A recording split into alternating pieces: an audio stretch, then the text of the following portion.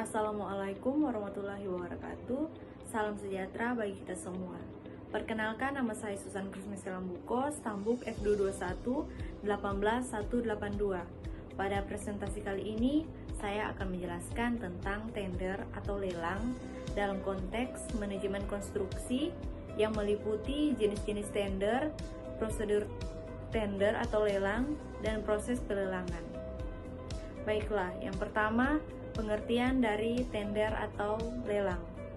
Tender adalah suatu hal yang berkaitan dengan kegiatan memborong pekerjaan atau menyuruh pihak lain untuk memborong, mengerjakan sebagian ataupun seluruh pekerjaan sesuai dengan perjanjian yang telah dibuat.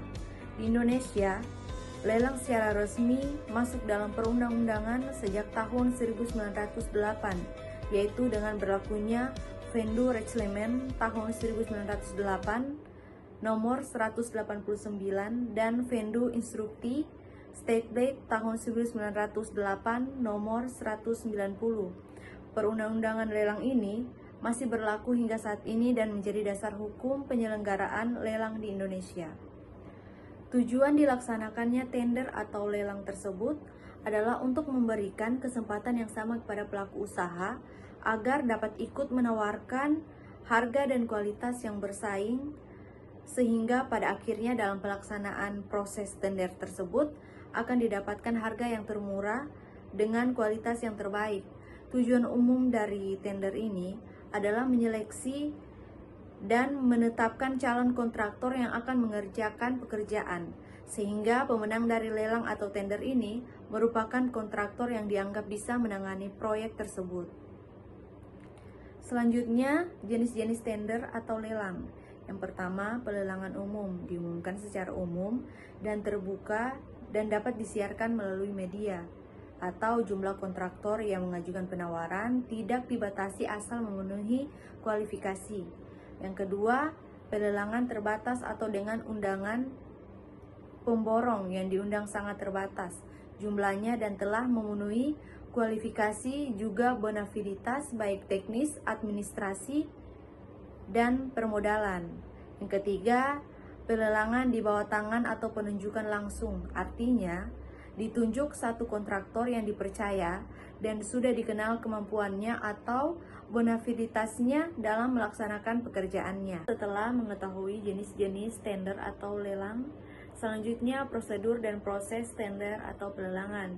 Yang pertama, prakualifikasi, yang merupakan proses penilaian kompetensi dan kemampuan usaha serta pemenuhan persyaratan tertentu lainnya dari penyedia barang dan jasa sebelum memasukkan penawaran. Artinya, hanya perusahaan yang memenuhi kualifikasilah yang dapat memasukkan penawaran.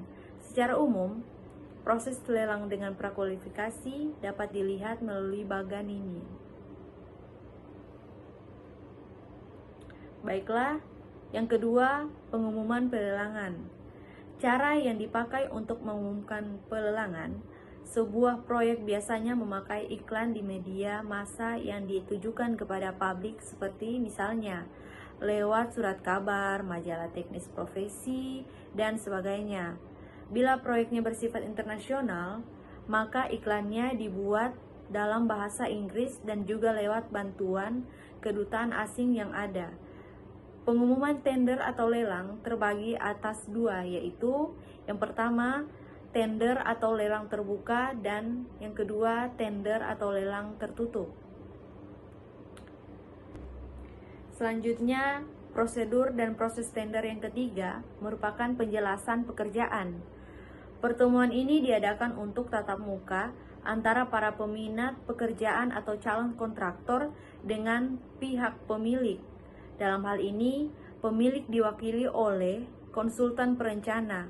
Biasanya untuk proyek-proyek pemerintah, rapat ini diselenggarakan oleh panitia pelelangan. Pembicaraan berkisar kepada dua bidang, yaitu yang pertama, bidang administrasi, dan yang kedua, bidang teknis. Selanjutnya, prosedur dan proses tender. Yang keempat, yaitu pembukaan tender atau lelang. Pada hari yang telah ditentukan, semua calon peserta membawa surat penawaran dan dimasukkan ke dalam kotak pelelangan yang telah disediakan dan dilakukan sebelum tender dibuka pada jam yang telah ditentukan, di mana pemasukan surat-surat penawaran dinyatakan ditutup, baru masing-masing amplop penawaran dibuka satu persatu di hadapan yang hadir. Rekanan yang ikut dalam penawaran pekerjaan pemborongan ini diharuskan untuk memberi kejaminan tender atau tender bid bond kepada pemilik.